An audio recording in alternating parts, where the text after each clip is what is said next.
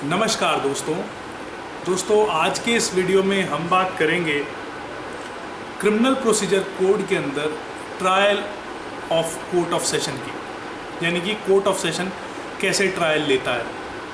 मैं आपको practically court में क्या होता है उससे बिल्कुल बताऊंगा कि कोर्ट में प्रैक्टिकली क्या होता है। Not only I will provide you a bookish knowledge but I will also provide you the practical aspect of this court of trial in sessions court। तो देखिए, हमारे सबसे पहले तो हमारी CRPC में दो तरह के केसेस होते हैं, समन्स केस और फिर सेशंस वारंट्स केस। तो वारंट केस जो होते हैं उसमें भी जो ज़्यादा सीरियस वारंट केसेस होते हैं वो दोस्त उनका ट्रायल लेता है सेशन कोर्ट, और जो not so serious warrant cases होते हैं उनका ट्रायल लेता है मैजिस्ट्रेट कोर्ट। क्लियर है? अब जिन कोर्ट में जैसे कि मर्डर या फिर रेप या फिर डकैती, इन सब का जो ट्रायल होगा वो सेशन कोर्ट लेगा, राइट। तो सेशन कोर्ट डायरेक्ट तो कॉग्निजेंस लेता नहीं है, आप जानते हैं। तो जब सेशन कोर्ट डायरेक्ट कॉग्निजेंस नहीं लेता, पहले मैजिस्ट्रेट के यहाँ चार्जशीट सबमिट होती है। जो भी इन्वेस्टिगेशन ऑफिसर होता है वो मैजिस्ट्रेट के यहाँ चार्जशीट सबमिट करता है।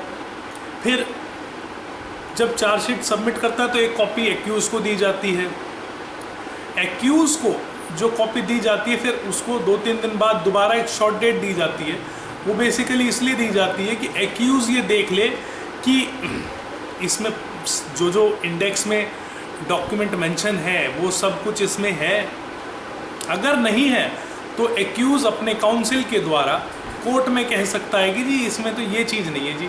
जैसे कोई सीडी है उसमें और सीडी की कॉपी उन्होंने एक्यूज़ को नहीं दी, तो एक्यूज़ उस चीज़ के लिए डिमांड कर सकता है सेशन कोर्ट से कि सर मुझे कॉपी दिलाई जाए इस चीज़ की, कि इसमें लिखा तो है कि सीडी है, कोर्ट की फाइल पे भी सीडी है, लेकिन मुझे नहीं दी इन्होंने।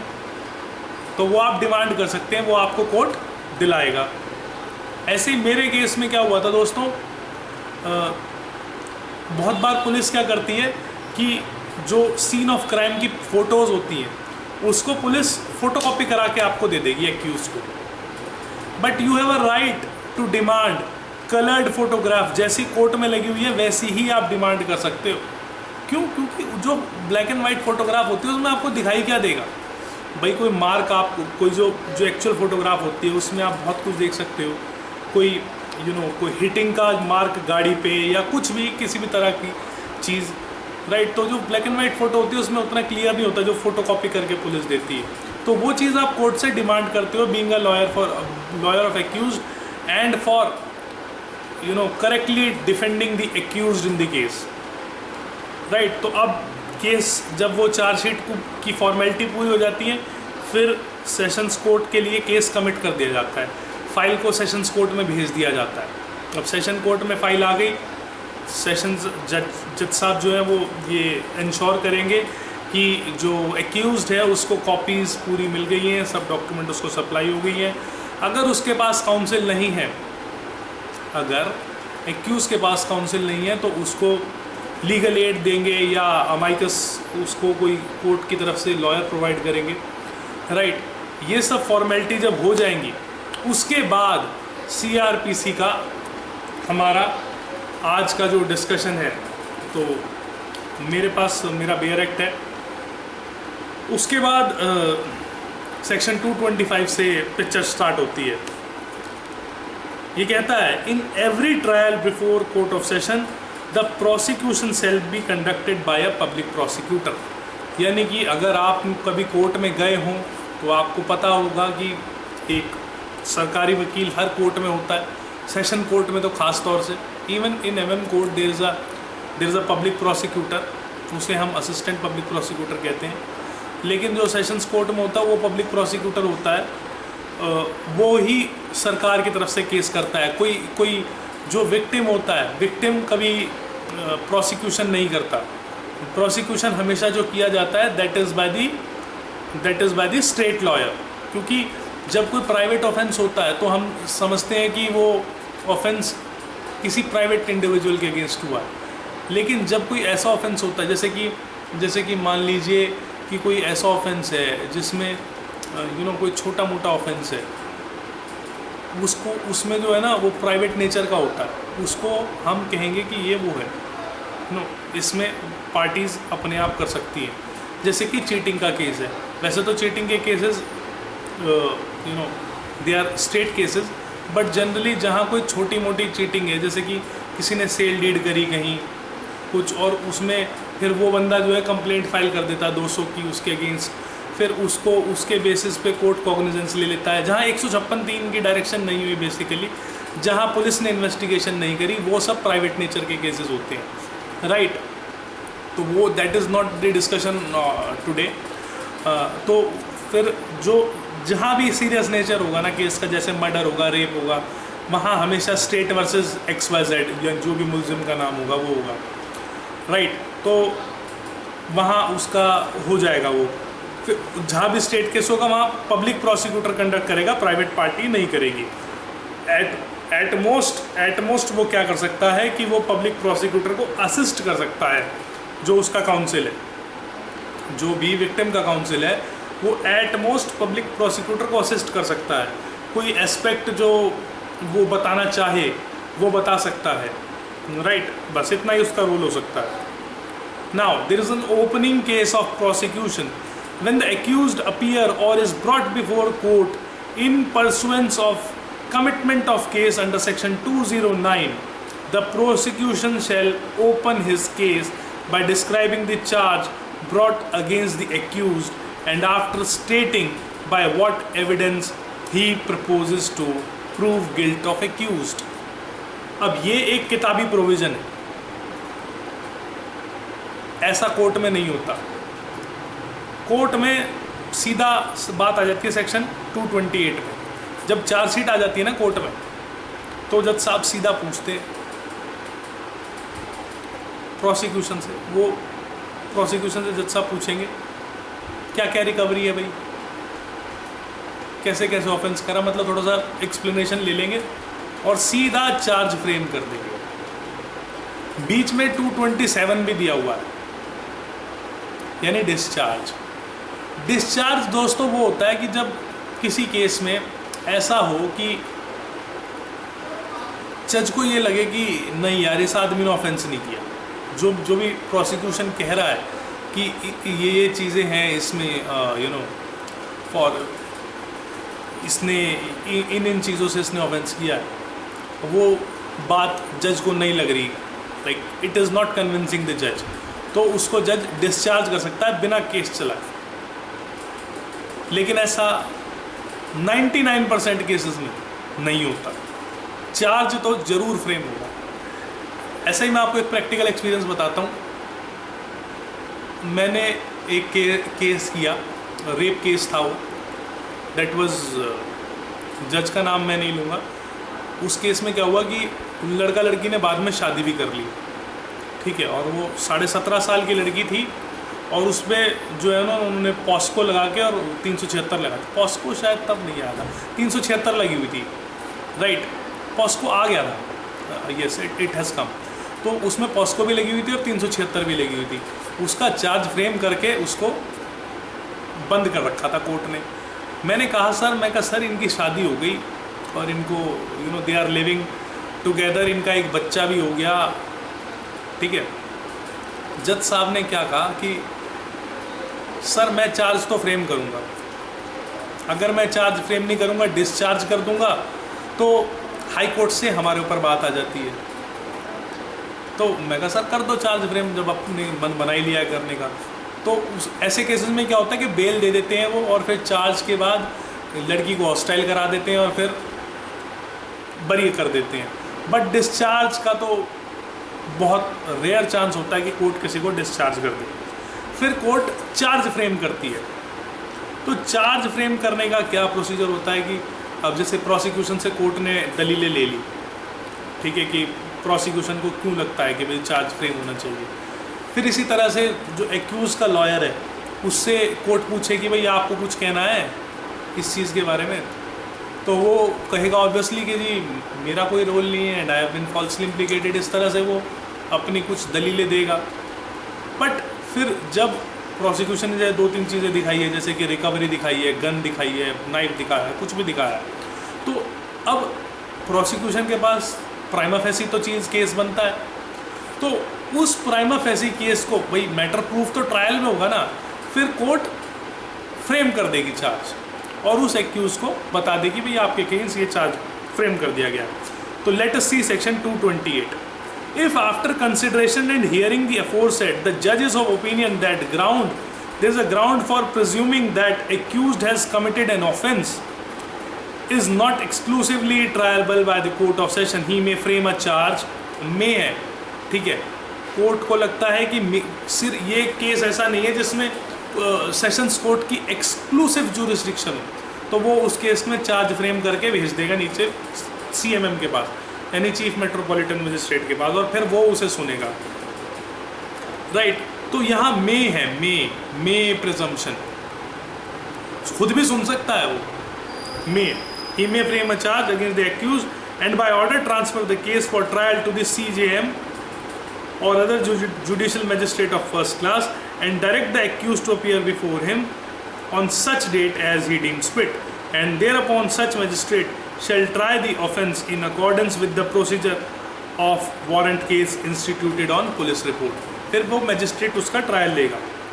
B is exclusively triable by the court, he shall frame the charge in writing against the accused। अब यहाँ shall है, अब उसे ही करना है, लेकिन अगर वो not exclusively tribal by court of session है तो वो ऐसे ही भेज देगा फाइल को नीचे मैजिस्ट्रेट की कोर्ट में।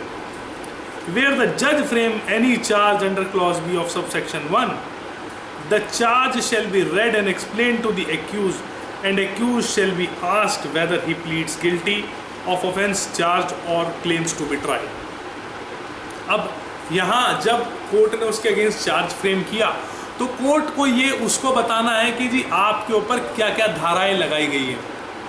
अब इस फ्रेमिंग ऑफ चार्ज का ना एक बेनिफिट दोस्तों ये होता है कि जैसे कोई किसी केस में प्रोसिक्यूशन ने एलेज किया कि मर्डर किया और आप कहते हो कि जी गुस्से में मार दिया, on the grave and sudden provocation given by the deceased, तो वहाँ आपका चार्ज मॉडिफाई हो जाएगा।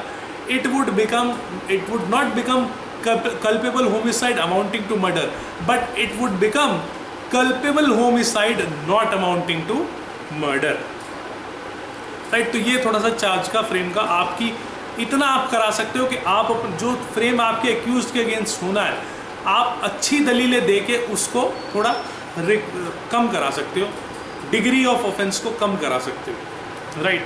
या आपकी अगर दलीलें अच्छी हों तो 302 का चार्ज ना बना के जज साहब हो सकता है ग्रेवियस एक्ट का चार्ज बना दे, right. That depends on your arguments, right. तो वो उसको एक्सप्लेन करेगा और फिर उसके बाद चार्ज फ्रेम कर देगा जज को जो सही लगेगा रिगार्डिंग दैट।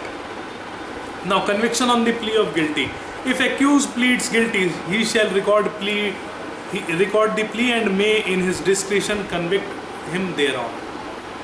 अब कन्विक्ट कर सकता है जज साहब अगर एक्यूज कहता है हाँ जी मैंने करा है, बट जनरली ऐसा नहीं होता। कोर्ट सबको अपने आप को पूरा डिफेंड करने का मौका देता है, ठीक है। तो there is no conviction on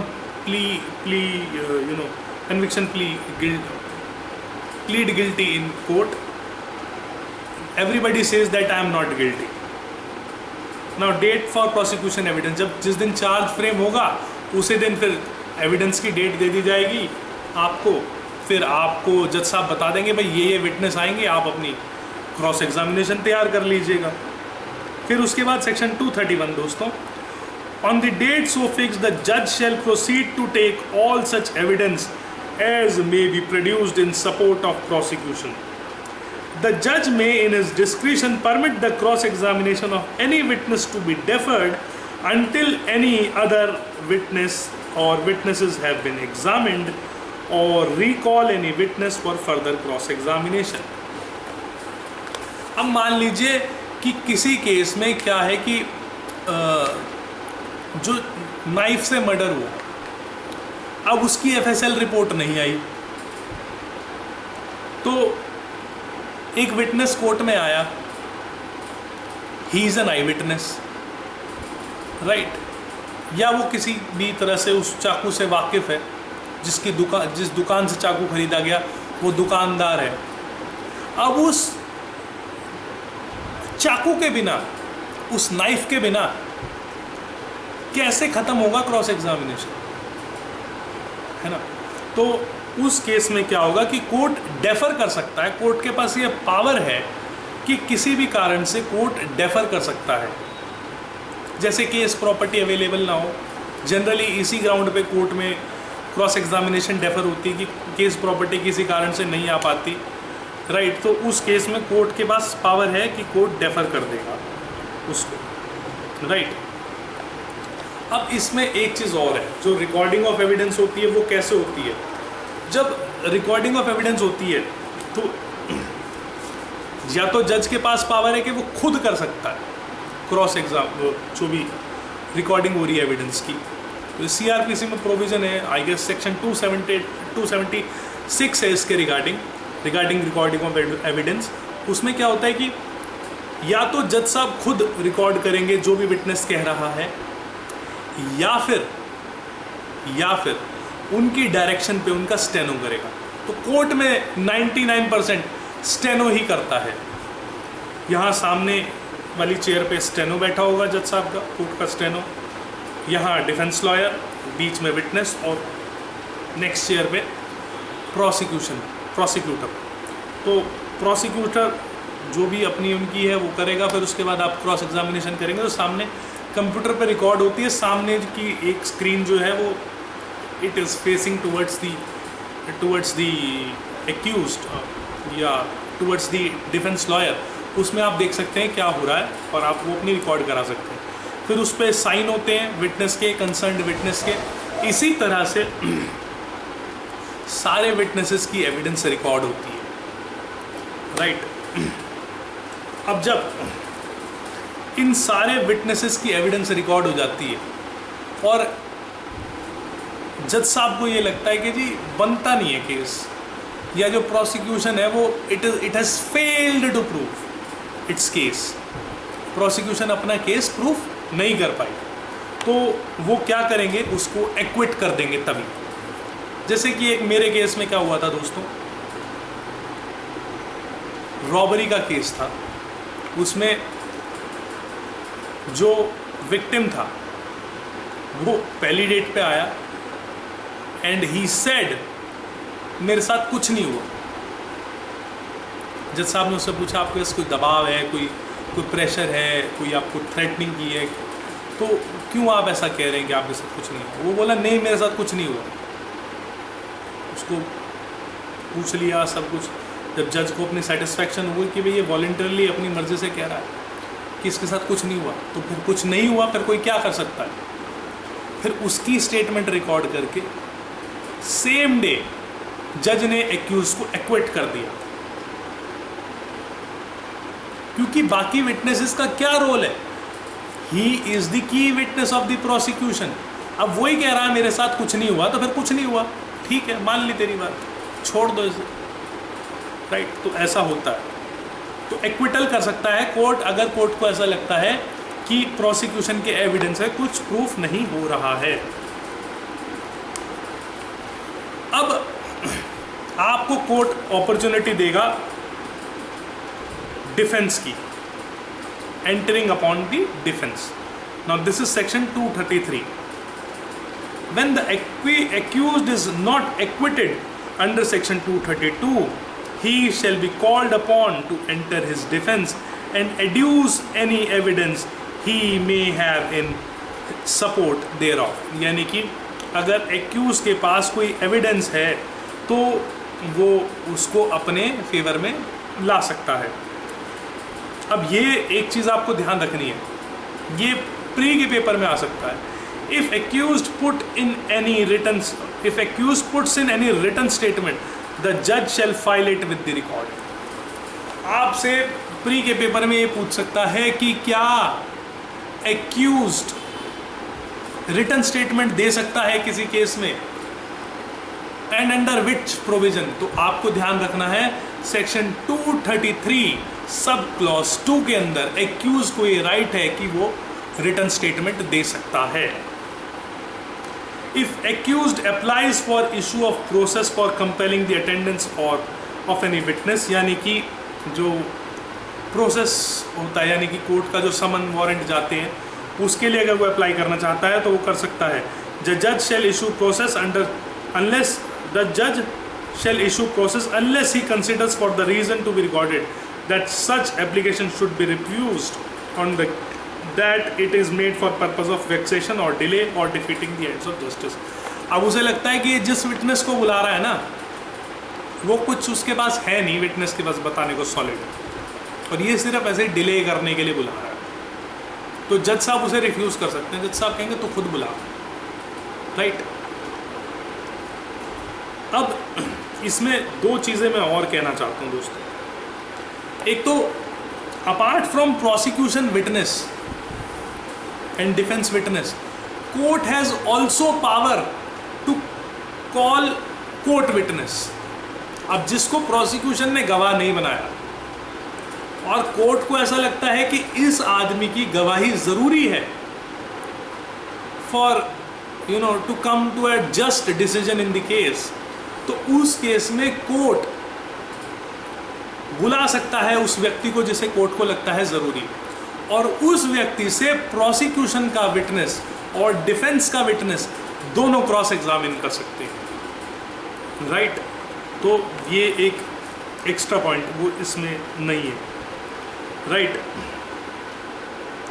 फिर 313 की भी प्रोसीडिंग होती है, जब डिफेंस एविडेंस से पहले की जो स्टेज होती है, उससे पहले 313 की प्रोसीडिंग होती है। 313 की प्रोसीडिंग मैंने एक वीडियो भी बनाई हुई है उसके ऊपर, आप लोगों ने काफ़ी पसंद भी करी थी, फिर भी शॉर्ट में बता देता हूँ कि 313 की एविडेंस जो विटनेस होती है दोस्तों, उसमें जो 313 में जज साहब पूछते हैं एक्यूज से कि भाई जो प्रोसिक्यूशन की एविडेंस हुई है उसमें आपके अगेंस्ट ये आया, this has gone against you, what do you have to say about it, आपको उसके बारे में क्या कहना है।